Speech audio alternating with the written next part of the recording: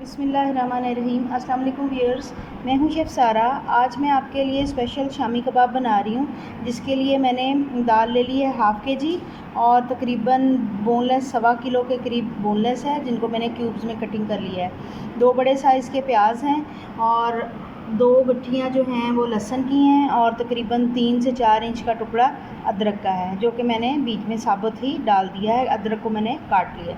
अब इसमें जो मसाला जात जाएंगे उसमें कुटी मिर्च,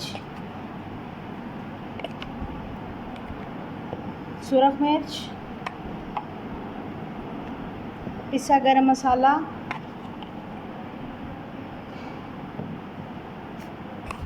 और नमक मिर्च को अपने हिसाब से आप थोड़ा बहुत कम ज़्यादा कर सकते हैं।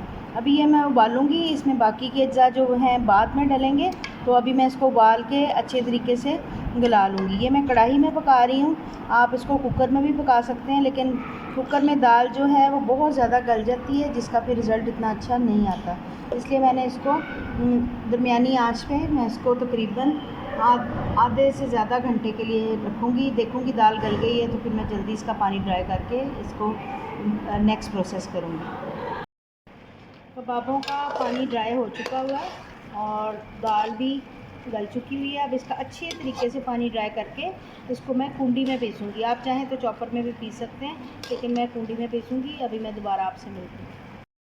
शामी कबाब के लिए ये रेडी हो चुका हुआ है। अब इसको हम पीस लेंगे कुंडी में। आप चाहें तो इसको चॉपर में भी पीस सकते हैं। साइड पे मैंने 3 से 4 पोटैटो बॉईल किए हैं, जिनको अच्छे तरीके से मैंने मैश कर लिया और इसमें हरी मिर्चें मैंने कटिंग करके डाल दी हैं। आप हरा धनिया और पुदीना भी साथ डाल सकते हैं। तो मैं अभी आपसे दोबारा मिलती हूँ जी। कीमा भी हमारा पीस किया हुआ है। पोटैटो हमने बॉईल करके मैश करके और हरी मिर्चें हमने बारीक कटिंग करके अब इसमें 2 से 3 लेमन का मैं रस डालूँगी और अब इसमें थोड़ा सा इसको ठंडा करने के बाद इसमें मैं 6 से 7 अंडे डालूँगी। जितनी ज़रूरत होगी उतने अंडे इसमें मैं डालूँगी जी। अब 1 बाय 1 इसमें एक एग करके डालते जाएंगे और इसको मिक्स करते जाएंगे। तो सारे एकदम से नहीं डालने हैं, मिक्स करते जाना है, ज़्यादा इसको लिक्विड नहीं होने देना। तो 1 बाय 1 करके हम अंडा डालेंगे। 5 से 6 अंडे इसमें डल जाएंगे। फिर आपने बाद में इसको एग लगा के फ्राई नहीं करना। कबाब में थोड़ी देर मैंने बैटर को फ्रिज में रखा है। अब मैं इसके कबाब चिमटा मुझे दें डालूँ अच्छे जी।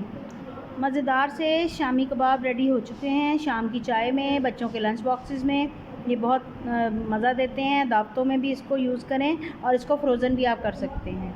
उम्मीद है कि ये रेसिपी बहुत अच्छी लगी होगी। मिलते हैं अगली रेसिपी के साथ। अल्लाह हाफ़िज़।